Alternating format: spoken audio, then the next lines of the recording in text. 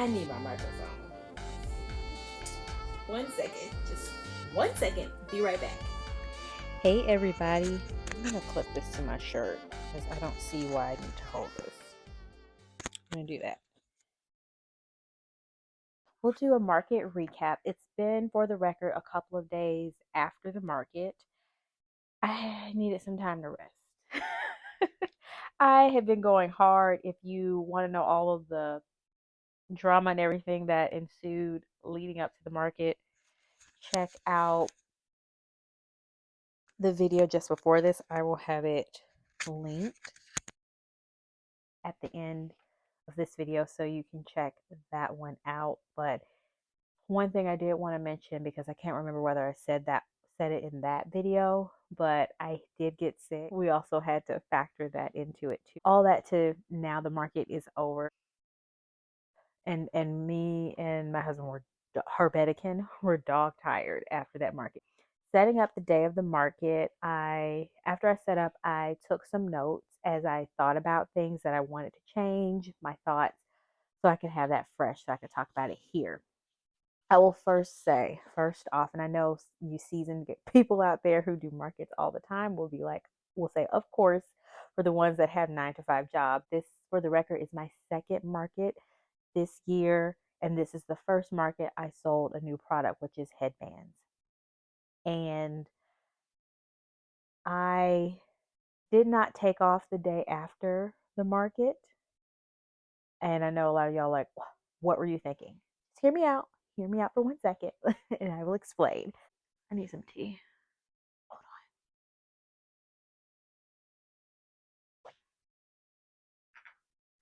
on. Okay. I already had some days planned, actually, that Tuesday after the market all the way to the following Monday following Monday. So that's why I didn't take off the Monday after the market, which for the record, the market was on Sunday. And so that's why I didn't take off the day after. Otherwise, I would have. That's one thing, is I just definitely know that's what I will be doing, is taking off when I can, before and after the market, to recover and also prepare.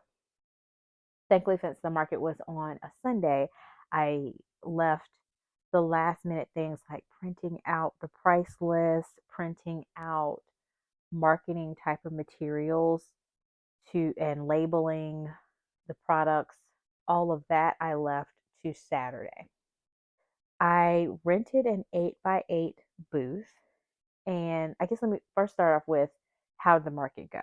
They had indoor, outdoors. Oh, with the items. Yep. So the fee for this market was $150. And although I did not make $150, I came close.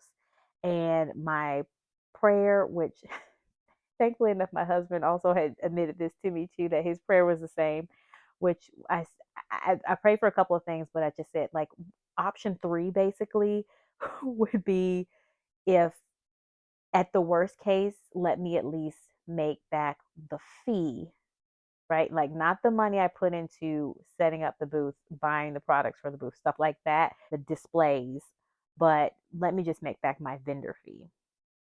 So I did almost do that. So I think that is good. And to record, then that's more than, for the record, then I made more this time around than I did for my first market. I'm very thankful and appreciative of that, because I had sales from people who did not know me. And it feels great, especially in validation. Yeah, it feels really good, especially for just everything that went into it. Now, I did get an 8x8 booth, and I think overall it worked out. 8x8 sounds like a lot of space, but it's not really a lot of space. It's definitely smaller. I definitely need smaller tables. And if you're, I have my little notes here I'm reading. I need smaller tables I had a big, large table, and it was very wide. And I had to pull everything forward on the table and leave the back space unused, because of how I originally planned for the table to look, and was not, it just, I had to pivot and change up my plans with how I displayed some of the items, And so for that reason, that table is just way too big for that small amount of space, especially the way I had the booth set up. So that's the first thing. I do want to get taller displays. And speaking more into that, one thing I want to say is that I am very proud of myself because I was being agile. And when I quickly realized, okay, this display that you planned is not going to set up. It's going to be too cluttered, too much going on, and it's going to take away from what you're there for, which is to sell items. Then I pivoted and simplified what I was going to do with my display. So I am proud of that because usually once I have my mind set on something, that is it. We're going with that plan. With that said, I did notice that I should have taller displays. So I had this kind of boutique type of feel that I wanted to give to my display, my booth, which I did do that, but also my displays were low. I was about to say lower to the ground. My displays were shorter, so they were closer to the table. And I think that I need something taller because with the market, it's kind of a fine line the way that you have to set it up, where it's a nice, attractive display, but also you want it to allow the customer, your potential customers, to look at the display and quickly see if there's something they're interested in and get a pan really quick to decide whether they want to come further and look at more. And if it's too jumbled or too low, I feel like they can't do that glance the way that you would want them to. So I do want to get taller stands, and I already have a way that I'm thinking I'm going to organize this. So that way it makes it still a nice aesthetic display, but also is going to encourage more sales. Another thing that I want to do is I want to get some more heads, mannequin heads to display each style of my headbands. I only had two mannequin heads that displayed the two of my headbands styles, but I had four. So I would like to display have a head for each type of headband that I'm doing so that way people can see what it is that I'm selling and get an idea what it looks like. And definitely a flat table lay, which that's not the way that I'd set up my booth, but I just know flat table lay was not what I was going to do. The other thing that I learned is that uh, I had already mentioned this, which is organizing it in a fashion that looks attractive and appealing, but also the person that can see it, the person that can see it, the potential customer can quickly take at a glance and see what I have and be enticed to see more. I already mentioned that. Then the next thing is I absolutely know I need this, which are bins and trolleys to carry my items. While I don't have a lot of items to that I needed to bring out, I do want to, as I do this more, get more efficient with my setup. I already started placing my items in a bin that had items in it that I no longer need anymore. So I've already started doing that, replacing getting bins. And so I also want to get like some type of trolley, like I said, something to make it easier for me to carry and transport items from my car to wherever the booth is, because some of these places where I am going to plan on setting up, I might not be that close to my booth. And so I need to work smarter, not harder.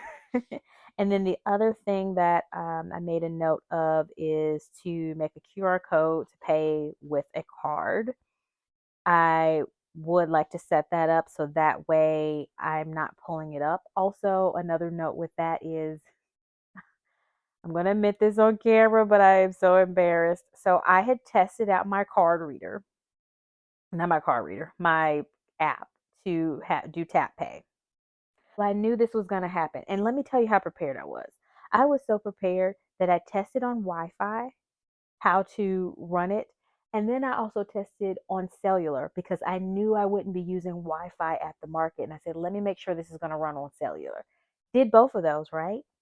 And when I tested that out, because I always keep my locations off until I need it, I knew that I needed to turn my locations on. Well, I didn't set a reminder on my phone to tell me to turn my locations on. So my first sale, I gave it to that person for free because I forgot to turn my locations on.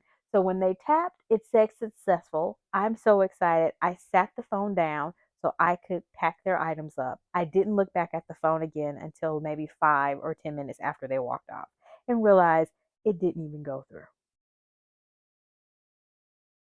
Hopefully that helps somebody. Oh my gosh. I'm very thankful and very happy for what this how it went.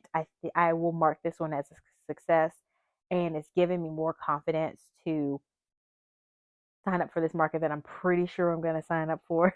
Well, let me say apply for. They have to accept me first. So I need to apply for this market. It's more expensive than this one. It's also 2 days. So it's a little more daunting. But oh, one other thing I thought about as well, networking is not my, I'm not good at networking. I know that's kind of the same thing for a lot of people, and I'm not great at small talk. I push myself out there to go around and talk to different vendors. Some of them I would say hi to if I got a vibe or if I felt interested, then I would ask them more questions. I felt good pushing myself out there to do that. And then also the lady that I sat next to, which I will leave her Instagram account so that way hopefully you'll support. She makes body whip cream. I think that's what it's called. But body whipped cream, like lotion basically. She makes those and body scrubs. Smells really good. She was so nice, so supportive, so helpful. She had to walk off. I watched her booth for a little bit, and we were just exchanging information. And she's been in business for 2 years. She gave me some tips, told me about some other markets, which ones to not go to, which ones to go check out. I completely appreciate her. She was so wonderful. I do not remember her name right now, but I will make sure to leave her information, so make sure you support her. That's the market recap, and we're going to get on with another video for another journey in this little handcrafting world we're in. Thank you for watching.